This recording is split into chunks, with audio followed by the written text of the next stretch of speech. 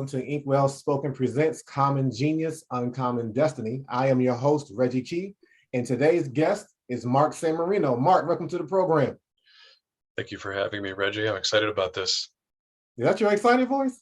Yeah, it's my I'm being recorded, and I know subconsciously I need to not say something stupid voice. So I'll loosen up here in a couple of minutes, I'm sure. All right. No, I really am. The interesting thing about this was I kind of purposely, and I think you did the same, I have really no idea what we're going to talk about or where this is going, although I glean it's going to end up on YouTube due to the release. But, we hosted you at the conference here in Illinois a couple of years ago, and I really liked the concept and the talk you gave. So I was like, wow, this is going to be exciting. So yeah. I'm willing to, and we'll see where it goes. Yeah. You know what? I don't know why and how I could forget that you have been exposed to this content before, but what I'm doing differently now is I'm hosting one-on-ones, because in a group session, in a workshop, you can hear these concepts and be like, oh, that's pretty cool, but you don't get enough time to internalize it and then see how it's applicable to you. And I leave it up to the audience in a workshop. We had like 300 people. I leave it up to the audience to walk away and continue the work on their own. But by and large, people's lives are busy. And, even if it's revolutionary, people tend to be like, all right, I'll come back to it. And they never do. So I'm doing these one-on-ones to give you a chance, Mark, to come back to what we spoke about. This is, I'm going by your lead now. And I'm like, all right, let me tone down my voice and not get too excited and make sure that I don't say anything stupid. I'm going to be all over the place, and I've got a giant cup of coffee going here, so that's a recipe for disaster. About to kick in. So check it. If you remember, if you can go back to before you heard this workshop in March of 2020, right before COVID, broke out. If I had asked you before that workshop, do you consider yourself to be a genius? What would you have said? No, absolutely not. Yeah, most people are saying the same thing. So you're in good company. All of my guests have, for the majority, said the same thing. Now, the second question, the follow-up question to that is, who does come to mind when you hear this word genius? I think people who come to mind are going to be your classic, examples. I'm sure that 100% the number one answer you're going to get is like, an Einstein or something like that, or someone who is super competent or accomplished in their own particular field. You could probably even apply that to athletics or other areas where someone is just so good at one thing and they're known for that. Yeah.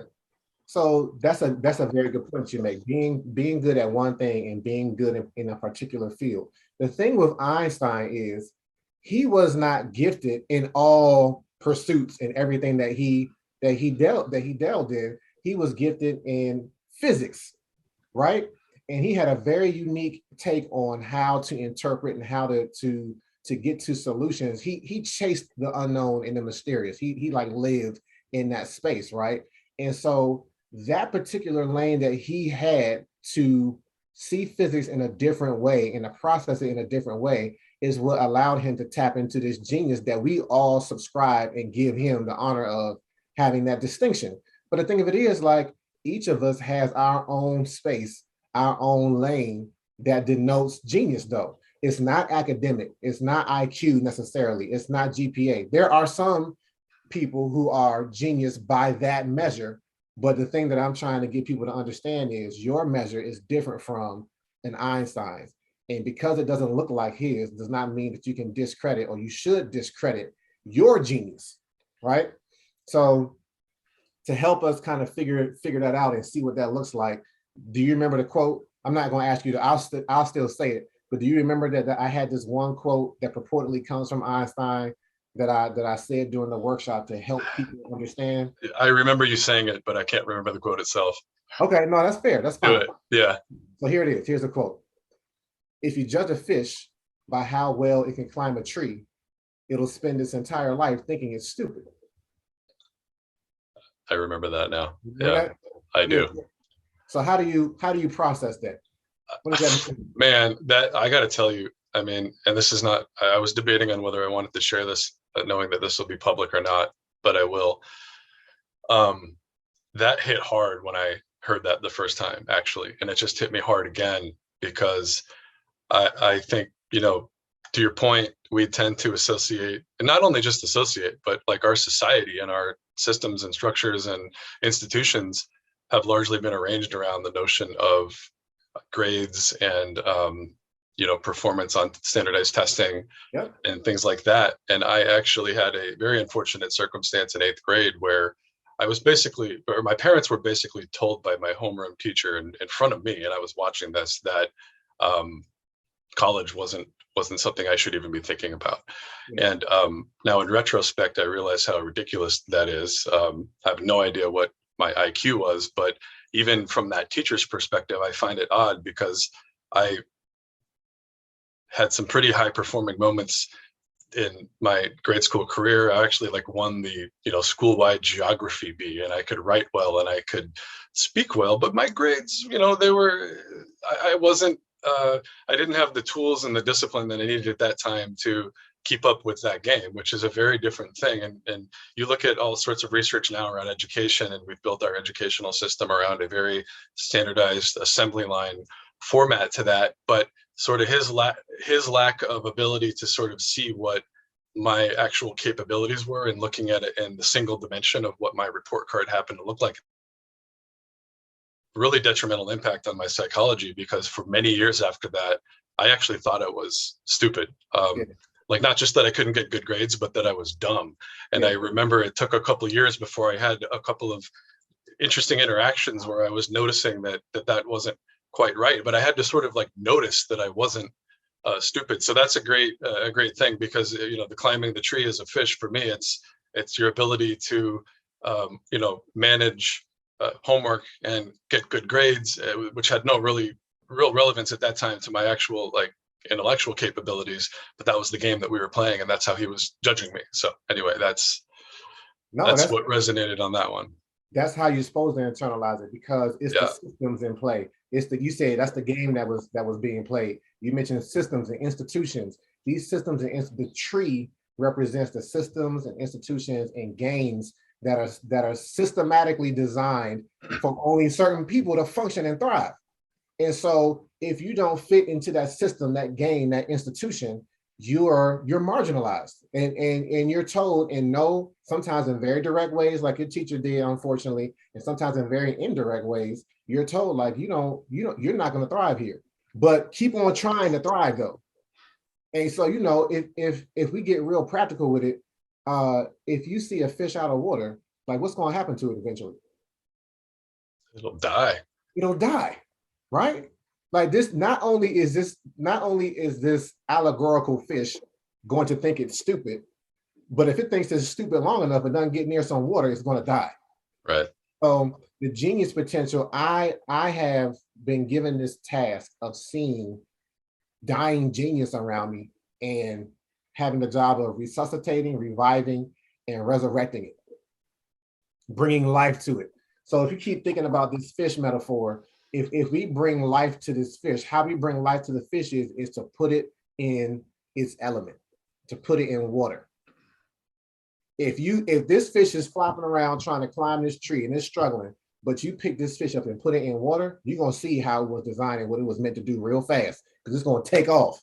It is streamlined. It has scales. It has gills. It has, everything about how this fish was designed is for water, not for climbing trees. And so if we get out of the habit of trying to fit a square peg into a circular hole, when we talk about people, then we'll get a chance to see more people thriving in their unique genius. That's not necessarily what the world says has to be genius or has to be, what they're good at.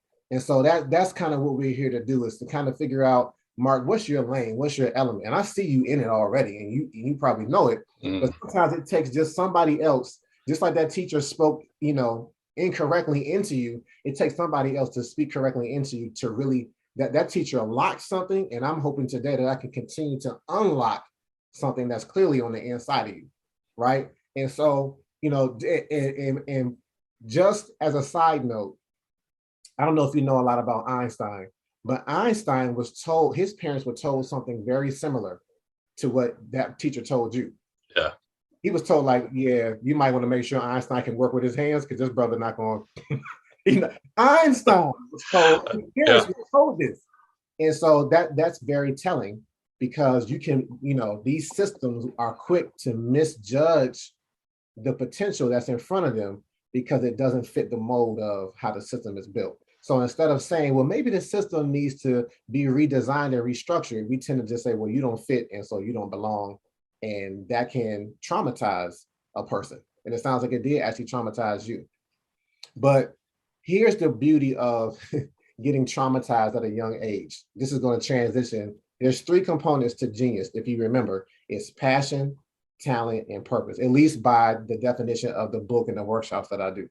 Yes. So the trauma that informs you at a young age, that does do some damage to you at a young age, actually informs your passion. Because when I talk about passion, Mark, I'm not going to talk to you about, and I don't want to hear about what you love. I want to hear about what you hate. Because it's the thing that you hate that most of the time stems from a childhood trauma that begins to, when you see it operating, when you get older and you see it operating, you be like, first of all, no, I hate that. Not only do you hate how it made you feel as a child or in any formative part of your development, when you see it operating on other people and limiting them and telling them that they don't fit in, you'll hate it. And you'll say stuff like, man, I hate when that happens. I hate when I see that. And you might even go further and say, somebody should do something about that. But guess what, though? Like, that's somebody. If you keep seeing the same thing and keep telling every time, anybody that will listen, if Mark, you be like, man, let me tell you about what I hate. If you find yourself talking about it and pointing at it constantly over and over again, then the person who's supposed to do something about it is you. It's yeah, I mean, this is all lining up pretty cleanly, actually. So I like where this is going. It really does line up. It's been lately, the last 5 or 6 interviews have really been digging into what people hate, and it's already tied to what they do now. And they just didn't see the connection. And so I already kind of see where this is going, but I'm gonna let it develop and not get ahead of it. So I have a good example for you, which I believe I said this example at the workshop, but the listeners and the viewers now haven't heard it. So I'm gonna go through this example. Had 10 little boys that were in 3rd, 4th, and 5th grade that I went and I would spend my Fridays with them for like the whole school year because they were all on IEPs, individual education plans, what we would have called special ed back in the day. And so I was like, hey, I'm gonna tell these kids that they're genius and try and build them up because being on IEP, you're given labels like ADD, ADHD, emotional disruptor, all these negative labels. So I was like, hey, I'm gonna come into the classroom and give them a positive label. But Mark, they did not respond well to the positive label. When I said, hey, look, you're a genius, they was like, psst. Their first reaction was to scoff, like, man, who are you talking to? Like, you don't even know who you Please. You know what classroom you in? That's how they kind of looked at me, right? Right. I was like, okay. All right. I said, all right, that's fair. You don't buy that. But they would roast one another like all day though. They were so conditioned to knocking their head up against this tree and being told that they're stupid at the fish, that's what they became accustomed to. So when somebody said, hey, maybe you should try out this water and see where your genius is, they was like, I ain't doing that. Right? So I know how to work with kids. And so I switched immediately to a question. And my question was the same question that I'm going to pose to you to unlock this passion. I was like, tell me what you hate though. And these little 10 boys, third, 4th, and 5th grade, so that already sounds off, right? 3rd, 4th, and 5th graders should not all be in the same classroom all day. That's a recipe for disaster. So if you think about what we said about the tree, how the tree represents the system, the institution, the game that you're forced to play that doesn't really tap into how you're uniquely designed, what system do you think they all universally told me they hated? Even though these boys could never agree on anything, all of them told me the same thing. What system do you think they told me that they hated? I'm guessing school. Yep.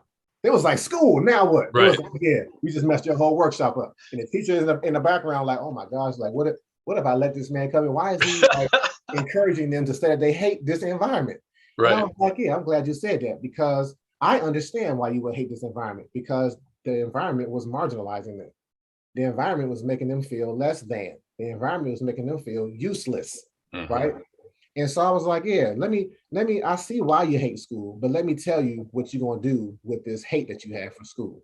I was like, if you subscribe to this notion that the thing that you hate is the thing that you were destined to fix, I said, then you're all future educators. And it was like, oh, snap.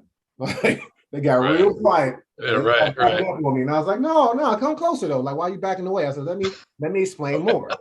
I'm gonna let you know all the way, like why you feel like this and how you're a part of the solution.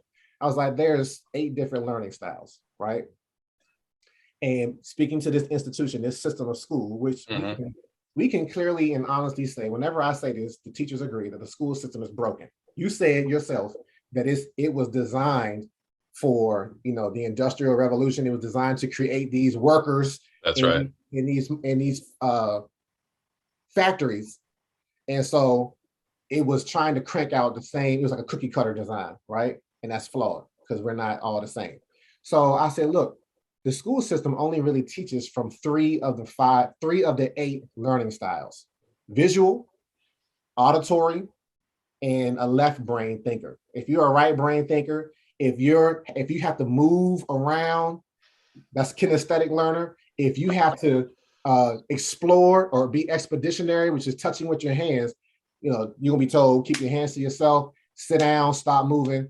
And it just hit me the other day, Mark. I was listening to this person doing a separate podcast, and she was saying like, yeah, I have ADD, right? And in that moment, I was like, these people who have been diagnosed with ADD, they're kinesthetic learners. They have to move. Hyperactivity component. Yeah, absolutely. They have to move in order to process information. Right. But we don't let them, and then we try to diagnose them and put them on medication that suppresses how they learn. So Reggie, I have to tell you, right now, it's taking everything in my being to just sit here and talk to you, because when I get on the phone or I'm on a meeting, I have to walk. It's funny, when we were in the office a couple of years ago, that's just what I was known for. You would see me doing laps around the office, and I literally think better moving. Don't know why. No, this is how you're designed. These are your scales, so to speak. Right? Right. These are your gills. This is your streamlining. So hey, Mark, hey man, you've been told this all your life. If you got to move around right now, Mark, feel free to move around. It's all right. I'll be able to hold it together because we have a camera here. But it's just resonated with me because that I heard a lot of that, like, doesn't sit still. It's just disruptive. And and honestly, I think there's probably a much larger portion of the population than we think that would rather be moving around in a class, especially with children. The energy level's high. They're not old and tired yet like we are. So it's a big problem. And the beautiful thing about it is the solution is nearer than we think, because 2 of the people who I've interviewed within the past month told me that their teacher recognized this kinesthetic learner in them and allowed them to walk around the classroom, and they were able to process the information better. But by and large, we don't have more teachers willing to do that. But here's where the solution of these 10 little boys comes in. I say, hey, look, if you discover what your learning style is, and it's easy to do that because there's tests, and then you take your learning style, get informed, go to college, and then make that learning style your teaching style.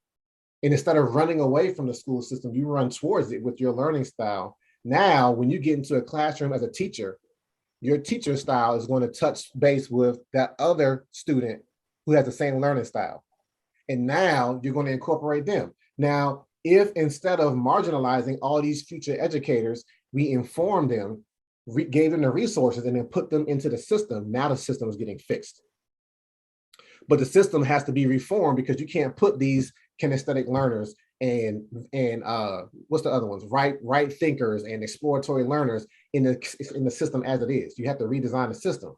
And maybe, in the 5th grade class, you have the 7 different learning styles or 8 different learning styles represented, and then you test the students into the proper teacher so that the learning styles match the teaching styles.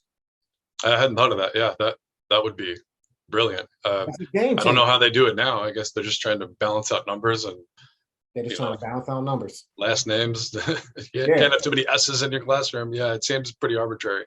Yeah. And still saying stuff like leave, no child left behind. Like, you're Right. lying if you're not changing the system. You're But lying. I love that. I mean, real talk. Right. But we are invested. We feel like as a country, we're too invested in the current school system. And so sometimes we do that. Something is broken. We know it clearly. We don't want to dedicate the resources to reform it. So we just keep it the way it is and kind of hobble it along, knowing that people are getting left behind. And that's, the example is in the school system, in the education system, but it's rampant everywhere, in every industry, in every sector where human beings are, a part of the process. This is happening. And so that's why everybody can relate to what it is that they hate, because it's something that's making us feel less than, like we don't belong. And so once we tap into that, we're finding our element. And so the question becomes, quite simply, Mark, like you're a dad, you have a household. If you find something that's broken in your house, your wife or your son tells you, hey, dad, husband, this thing is broken. The first thing you're going to do after you assess whether or not you can fix it yourself is what? What would you go do? What's the next? Want to get it fixed? How? What would you fix it? I'll do it myself. But what would you look for when you need some tools? Oh, tools, right? Yeah, and you got to find the right tools. Right. Yep. Fit the situation that you're trying to fix, and so that moves us into the talent portion, because your talent, Mark, is your tool to help you fix what's broken in the world. So I've been thinking this whole time during the conversation about the story that I shared with 8th grade. And what's interesting about that is actually the same year that I think I discovered my talent. And so, after that happened, I realized that what I'm not good at is sort of rote memorization tasks. Memorize information without context, spit it back out onto a test. Okay, that's just not my forte. Yep. But seeing things from big picture, identifying trends, speaking, making arguments. So what's weird about that is that same year we had a competition where the class was split up into 2 groups, and we had to argue different sides of this court case. Okay. And somehow I ended up being like the spokesperson for my group, and I was in my element. I was up, moving around in front of the classroom. I was speaking, formulating arguments. And what was really cool about that experience is, I think in real life, the position that I was representing had lost, but in the classroom I won. So I was able to convince my peers, because there was a vote at the end, like, which group do you find more compelling? And so that was a weird year, because that was also the moment where I realized I was really interested in things like public policy and the law and like structures, and just and I also realized that, okay, no, my talent is not, it's not that I'm incapable of being a good student, but I will excel in classes that require me to think critically, to write, to speak. I did really well in social studies and history. Courses where you just had to memorize things just wasn't my thing. So I wanted to share that, because it just sort of dawned on me right now that same year was sort of a point of the low, and not necessarily the high, but the sort of seed that was planted that helped me sort of pursue my interest and talent as I move forward. The interesting, I'm glad you mentioned that, because there's a couple of different nuggets that I want to pull from that. One is that juxtaposition of your low, and that was a high point for you, by the way. It's no doubt about it. But the juxtaposition of the low and the high, what we tend to do as human beings is always focus on the low, though. Right. And that's what stays in our mind, and that's what we try to fix it. That's what we fixate on to try and fix about ourselves. So, one thing that I do with kids now, I had to do this year, because a girl came to me after one of my workshops, and she said, you know what, can I tell you what I hate? And I said, what is it? She said, I hate that I'm tall. And I'm like, yeah, okay. So before I would tell people, like, don't tell me who you hate, because sometimes people think of a name. I'm like, I don't want to hear, we can't hate people, we hate things. Right. Now I have to say, you can't hate how you were made now either. That fish can't hate how it was made, because it doesn't know that it was meant to be in the water. And so I told her, I was like, yeah, I was like, there's 2 things that's off limits: saying that you hate somebody and saying that you hate how you were made. And so how you discover how you were made, and what you're doing in hindsight is focusing on the better part of how you were made. Because genius is not about, remember at the beginning I said genius, Einstein wasn't good at everything. Geniuses know their lane. They're like, okay, no, I can't do that. And one of my Right. guests said it's about zeros and nines. He knows what his zeros are, and he focuses on his nines though. He said, I never say that when I'm good at is a 10 because that means that I can't get better. I'm always trying to get better at that. So Like that. geniuses know I'm not good at everything. I'm not supposed to be. Everybody has their own subject matter expertise, right? And you just stay in your lane, right? Some people have multiple lanes because some people have multiple passions and multiple Right. talents. But anyways, let me get back to some of the other nuggets that you said. I want to make sure to kind of speak to this too. That ability that you have to contextualize, if you get the context and if you can make critical arguments and things like that as your talent, it wasn't planted in you that at that moment as much as it begins to sprout through the surface. Mhm. Like that seed was planted generationally Right. because talent most of the time is not something that just sprouts out of nowhere. It comes from our family lineage. And so it behooves us to look back at our family, our parents on both sides, and grandparents and great grandparents, and see what it is that they were good at because it affirms us or allows us to expect that thing should show up in us. Wow. Yeah, that's interesting. I actually haven't given that particular one as much thought. So I'm gonna meditate on that one later. That's a really cool thing to think through. Yeah. I'm sure, and I noticed too, it's harder to see, like, folks from the outside see more similarities between family members than I see. Like, I feel like I'm nothing like my brothers, but I'm sure that if you met us, you'd be like, oh wow, you guys are like, your band is like this. It's not as big as you think it is. Right. That's pretty interesting to think about, actually. Yeah, let that cook because Yeah. again, we always see the best part in other people, but we leave it there and we don't expect it in us. We recognize that talent is generational in athletes.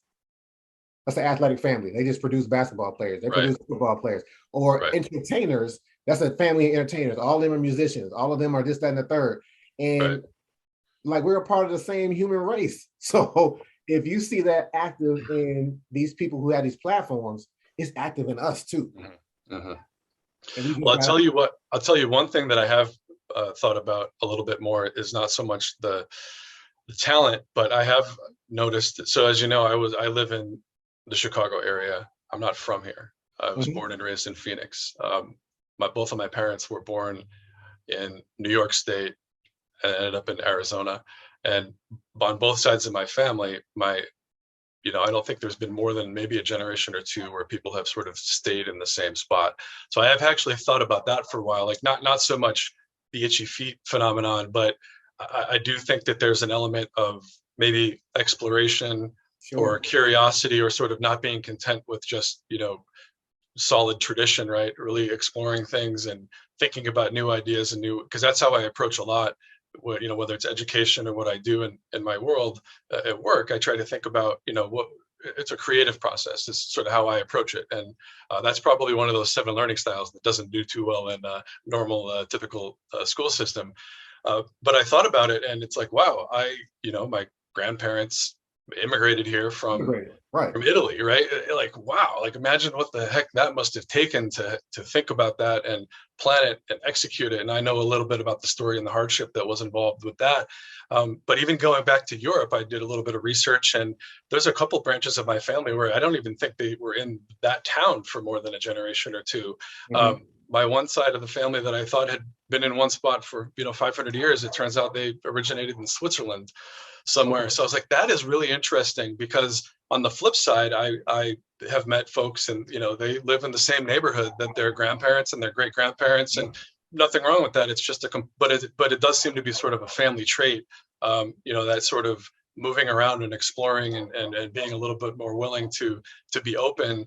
And I've also since done a lot of personality tests where you sort of look at different dimensions of your openness, or conservative, more like psychologically conservative, sort of like being very, very steady and having solid boundaries. And it turns out I'm a very open, like I'm open to new ideas and questions. I was like, oh, that's interesting. Like it would take an open person to cross the Atlantic Ocean and Right. and try to start, a new life somewhere else. And I even have now thoughts of I would love to be able to at least spend some time, back in my ancestors' land, part-time, like, right? So it's just this constant movement and sort of iteration of life that I found is interesting and like might be a family trait. And I had never really thought of it that way in terms of the talent, but obviously that could be very useful in many different endeavors. That is a very good connection, right? So that, remember the one of the, I think you have two learning styles. It's exploratory and expeditionary. Expeditionary meaning you gotta like, move around. No, kinesthetic and exploratory and expeditionary are pretty much the same. They're interchangeable, right. But then the kinesthetic part where you have to be moving around. And so that's a very great observation, because that draw to the unknown, that draw to the expansion. I basically just talked about your talent like a seed. Like you was like, well, it was planted in me. And I'm like, no, it wasn't planted. It was already there. It just began to grow and expand. And that's pretty much how you're describing your talent. Like, if a tree or any type of plant doesn't spread its seed far out, then the likelihood of it dying because, maybe the region is scarce or maybe the resources there are scarce is more probable. But trees are designed to spread their seed across large areas so that they can make sure that the next generation is able to produce. And so I even see you as, this is a part of how your ancestry, this is a part of how you thrive, not just from a people perspective and how your family has grown, but even in how you grow professionally, right? Even within, there's many different ways that you can grow within a particular sector, a particular industry, a particular business. And I see you as one who, you kind of reach these milestones, and you reach these capstones. It's like, okay, I've gotten everything I can get out of this position. Now I'm going to go here, and now I'm going to go here, but now I'm going to go over here and just utilize what's on the inside of you. And I'm gonna pause right here, because what I haven't done, and I apologize, is ask you explicitly, what is your passion? What is the thing that you hate?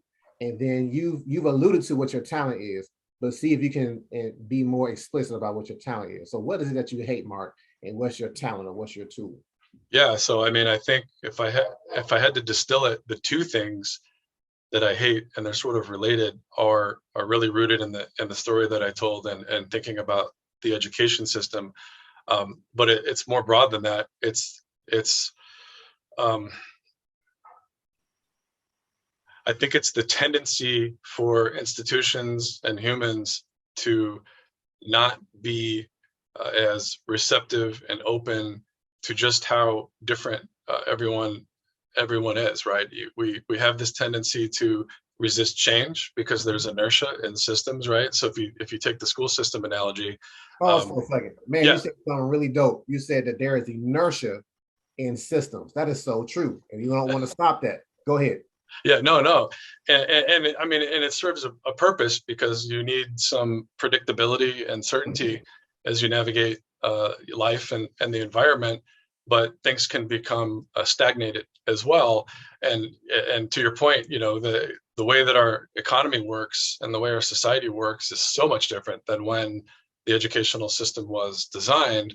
But you can apply this to many different things. So my point is, the two things I hate are more specifically education, in terms of not being flexible and not being innovative and allowing students to be able to thrive with all sorts of different learning styles and interests, but also more broadly systems that are a little bit top heavy and prescriptive. I have a strong sort of reaction to when people are not allowed to thrive on their own terms and make their own decisions and sort of flourish. And so systems can become oppressive in many different ways. So to wrap this up, what's interesting about it is those are sort of the two fields that I have found myself working in professionally, which one is, public policy and politics. Yeah. And then I happen to also work in the education space from a subject matter perspective. And I see the connections between those things and all other things on that very high level, and kind of getting into the talent thing. But those are the two things that bug me. This idea that we know more than we do, because we don't. We're very smart. We've put a person on the moon, but we don't know a lot, and we don't know a lot about individuals or different communities or different groups or families. And this idea that we're going to be able to come up with these one-size-fits-all solutions for many of life's problems, I think is is silly. And it's not that you It's can't short-sighted. have anything standardized or that you can't have systems, Sure. but we need to be aware of those limitations when we're designing them, right? You know, I'm not a radical to say, hey, there shouldn't be a public school system. That's not the point. Right. But how can we make it be effective for more students who are moving through that system on an individualized basis, instead of teaching to the middle and just saying, hey, we're going to take a 20% cut. These folks will do good. They'll go on to college. This is the way we measure them. This is the way they progress. This is just the system. And everyone that's outside the margins on that bell curve, we're going to have to just accept that that is, waste. And that's unacceptable to me. I think we need We to call them do outliers. right. That's what we do on that bell curve. They're That's right. outliers. They don't really Right. count. They don't really matter. It's like that outlier is getting larger and larger, though. That aggregate outlier is tipping the scales now. Yes, I agree. And I think it's really interesting that you see that, like I said before, that inertia of that system. You also begin to see, as the outliers become more and more prominent, and as the economy becomes more diversified. And, I think we're lucky. We live in a world where there are a lot more in terms of a lot more options in terms of things you can do. I mean, I don't know, go back 500 years, you had to basically, maybe if you were an intellectual, there could be some exceptions to that, or a writer or clergy or whatever, but everything was in the physical world, right? You had to be able to do stuff or build things or farm or whatever. So on the one hand, we're fortunate because we live in an environment with a pretty amazing wealth of diversity of things you can do with yourself and your life and your mind as you're moving along. But the systems, because of that inertia, begin to operate in ways that are almost more putting more importance on their own self-preservation than the actual mission that they should be serving, which is educating folks. And so you see those tensions beginning to pop up, I think, more and more over the past, maybe 50 years. Yeah. I mean, and that's the commonality that you and I share. I think that's why we landed in this financial aid office at the institution that we worked for so many years, because that was a system in and of itself, right? That was a system that if you didn't know how to navigate it, guess what? You're not going to college. Or you're going to leave with a bunch of debt and nothing to show for it, right? That's and right. You and I are agents of change. This is the phrase that came to my mind. And again, it's about this seed, though, because the image that I got as you were speaking is like, when you walk on a sidewalk and it's, concrete, asphalt, blacktop, whatever, every once in a while you'll see like there's a plant that can break through that surface, and you're like, man, as stable and as oppressive as this concrete slab is, if a seed just gets on the inside of it, no matter whether it's a crack or whatever, or it was beneath and they got this thing laid over it, it can break through the surface and cause a rupture that then allows more seed to come in. And then as that begins to happen, like I've heard that if you leave like a habitat to its own devices, like a former, a man-made shelter was built and then you abandon it, nature would pretty much run through that joker and break it up and overgrow it in a matter of, a decade, right? And so that seed of change, that agent of change, I just want to make sure that that, whatever industry or sector that you find yourself in, don't remove yourself from the system, because it can feel oppressive. It can make you feel isolated, like you're the only one that's going against the grain, but it just takes one. And this word came to my mind too. This is a word that you may not be that familiar with because we use it in church, but we don't understand what it really means. But the word apostle means someone who is sent. And the word apostle is connected to the first one to go out and do something. And then after that first one does it, other people can follow through. You're a trendsetter. You're what is it? A trailblazer. And it's rough on the trailblazer because it's like, man, I gotta make this trail that wasn't here before. But guess what? It's not about you. It's about the people that come behind. That's a good point. Yeah, listen, I can completely relate to everything that you're saying. You're picking up on some really good points there. And it's interesting, when I think about that, like how uncomfortable or how tough that can be on the person. I've been feeling that a lot lately because I mentioned this to you on our call a couple of weeks ago. I find myself having this urge to sort of get away from politics and policy in that world because there are elements of it that are just absurd, right? I mean, the narcissism and the money and the corruption and all these crazy things. I mean, it's a pretty big amplifier of some of humanity's, most negative traits, right? Mhm. And I don't like it. But I also realize that I find myself able to sort of operate that in that environment. Not that I'm uncorruptible, because no one is, but I'm very much a fish out of water in a sense, because I don't feel drawn to the partisanship. Like it's not fun for me to root for a team. I'm not really into sports that much. Like to me, it's okay. You're literally rooting for people who have like the same colored shirt, that they're all Yeah. like, it's fun to watch, and I like the excellence of the athletes and all that. But I kind of view politics that way. Like to me, it's about the policies that are being created, right? Like this is not stuff to be taken lightly. I wrote about this recently in a LinkedIn post. Like this is serious stuff. We are creating the law, right? You could be put in jail for many, violating many of these things that we're crafting, that we, call very coldly public policy in the political realm. And so when you see, politics and personalities and things like that become more important than the product, right? So like the same thing with the school system, right? When you see the self-preservation of the system become more important than the thing that the system is supposed to be serving, which is children, or in the case of government and politics, society, which is a pretty big deal. That offends me. And so I find myself often, when there's like a policy question or something that's coming up, should this be law, or how should we craft this piece of legislation? How should we write it?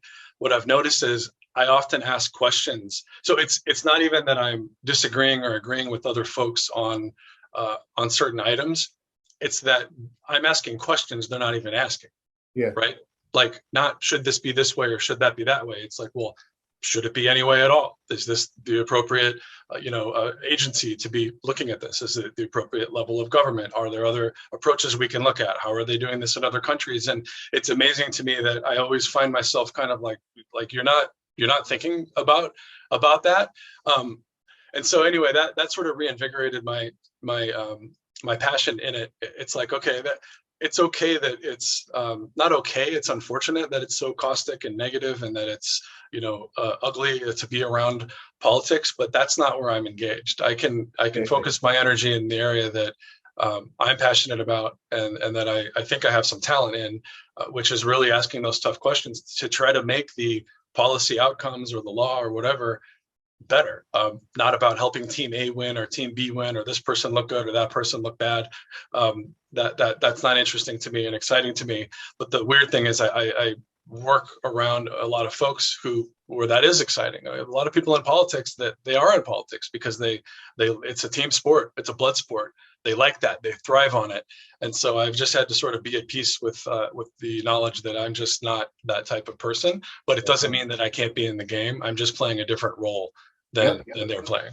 Yep, so. Exactly. You gotta embrace that role. Now I will say this though, like you do need to make sure that you give yourself rest though, because being the trailblazer, being the person that goes against the grain, being the salmon that swims against the current is exhausting. So it's not that you stop doing it, but you just make sure to give yourself the proper rest that you need, because you're needed. Like what I heard you saying too was you're one who's going to break the rubber stamp. I'm not going to rubber stamp that. I'm going to make sure the thing that everybody else is trying to like brush over and not talk about, you be like, nah, hold on, wait a second, come back to that right there though. Let's talk about this though. Precisely. Right? That is needed, right? That is so needed, and it speaks to being this first again, right? I mean, the word, I'm sorry to go back to this, I don't know why it's popping up in my mind, but to go back to this word apostle, that word was a Marine Navy term. Like Christopher Columbus was considered an apostle, not of the gospel, but his position of going over into the unknown to discover something that is like, okay, I don't know that it's out there, but where I'm at right now ain't cutting it. And I hate to be starting to bring up Christopher Columbus because there's a whole stigma that's attached to him now, and I'm not trying to attach that to you. But the explorer is like, no, I'm not comfortable in my environment. This is not enough for us to be settled right here. There's more to explore outside of the borders that we have. There's more to explore outside of the policies and the systems that are in place that say that we should just be, complacent and make do with what we have. And that's what I hear. That's what I hear in you. And that type of mentality rejuvenates systems. It agitates systems because an agent of change is like yeast. Like the bread is not going to rise without the yeast, but the yeast is an agitator though. That's And interesting. so, yeah, you're yeast, Mark. Yeah, no, wow, it's a high compliment right there. No, I think I agree with what you're saying. I will say though, and this I think has come with, maturity, right? Of, being on the planet now for a bit, and you learn the way things work. I also want to be clear though that I think another element that's important, and I hope that this is a talent of mine, is having some judgment around the intensity of that change as well, because I've also come to appreciate the older I get that the stability and the institutions and the inertia, they're not evil. It's a tension, and I think that that's really the thing that I've come to really appreciate over the last maybe 10 years, is that everything is really about balance and moderation and temperance. You have to have thinkers that can push the envelope and explore, but our world would be chaotic, and there's also very radical forces, right? Whether it's politically or otherwise, that just sort of want to burn it all down because it exists, right? Like that's not good either. And so that's really where I've been trying to push, like, where is that balance between exploration and innovation and creativity, but a pace that is not just so disruptive to the system where it begins to be counterproductive. Right. And I also feel like that's a big metaphor politically, where people could perhaps put a little bit more value in nuance and balance and really thinking things through. And this is one of the things that I'm involved with. So not professionally, but I volunteer with Crossing Party Lines, which is a nonprofit organization that I'm involved with. And that's what we really do, is we essentially what we do is we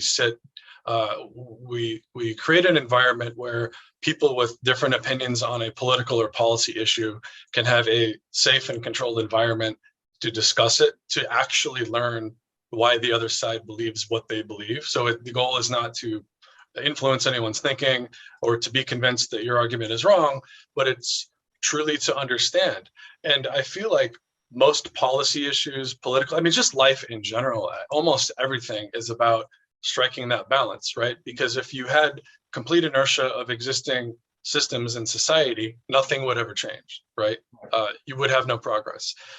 If you had, the creatives and the radicals running everything, it would be complete chaos. And so sort of threading that needle between those two things and having the wisdom and judgment to sort of know when it's good to push and when it's better to maybe hold back and folks aren't ready for something is really kind of how I see the importance of the Crossing Party Lines endeavor, because I think it's important to help people see the gray and see the nuance and understand other sides. Again, you may or may not be swayed on your opinion, but I can think of no situations where having a greater understanding of an opposing viewpoint is bad. Right. If anything, sometimes it helps you solidify your position, because you realize, wow, that actually the argument on the other side is weaker than I thought. Or you might learn something, and you may appreciate that people have other valid opinions, and they're just as valid as yours, but maybe they have a different value set that they're coming from, or a different worldview, or they rank order things in a slightly different way, and that's okay. But they're humans. They're not the other, which is a big part of what society is. Is sort of that toxic part right now, where you have to dehumanize someone, right, to really go after it, and that's not good. So I went off on a bit of a tangent there, but I just kind of wanted to make that point, because I definitely agree with you that I'm on the sort of explorer end of the spectrum, and I think everything absolutely should always be questioned. But just because you should question everything doesn't mean that everything should be rebuilt and torn down and done differently. You have to have some judgment to say, like, all right, we investigated that. 75% of that is actually working pretty well. Let's tighten things up. And, like with school, right? We don't need to completely gut this education system, but let's find where we can make adjustments and innovations and modernize things for the way that the world currently works in a way that will help more learners in a way that will also help preserve the overall system and the health of society. Because you can't just tear it down and burn it, slash and burn. That's not great either. It's I'll end on this. It's a couple years ago in the middle of the pandemic, this phrase came out: defund the police, and it really just polarized people. And no one considered the nuance of what it was saying. Nobody was saying get rid of the whole police system. Maybe some people were saying that, right? But the real work is not saying throw out everything. It's saying they have militarized weaponry, and they're in urban or a landscape that is not conducive to that. Take away that and put it to better use in the state level and on the federal level, and make sure that it still functions. It's not saying take it all away. It doesn't make any sense. It'll be anarchy. Right. So that's what I thought of when you say that. And so the nuance and avoiding the absolute stance of any particular side is what's important for us to move forward. Yeah, but the thing is, it's black and white. Binary thinking is easier, and that's why I'm so passionate about what we do with crossing party lines, because it's certainly not that people aren't capable of seeing the nuance. We have busy lives. You have a family that you're trying to raise. You're working. You don't have the capacity to sit here and research every single issue, right? Down to the nuance. And so I think in many ways, whether it's political parties or movements or news organizations that are polarized, people rightfully look at those as signals. Okay, what is what is the group that I think I identify with most thinking about this? And then that's a pretty strong signal that maybe this is. I think the issue, though, is radicals hijack that process. And to your point, now you get, instead of a balanced discussion around what should the role of the police be, what should the rules of engagement be, how can we de-escalate situations in a way that you still have, good deterrent, but you're also not, beating people up for no reason, right? There's that balance there, and how you want your police to be interacting in the population. You get pro-police and defund the police. And that it's so funny that we're talking about this, because I could probably have that type of view on almost any issue that we're talking about politically. And that is part of where that talent lies, is I feel like, because I have the ability to sort of take 3 steps back and sort of see oh, wow, that's really interesting how that's working.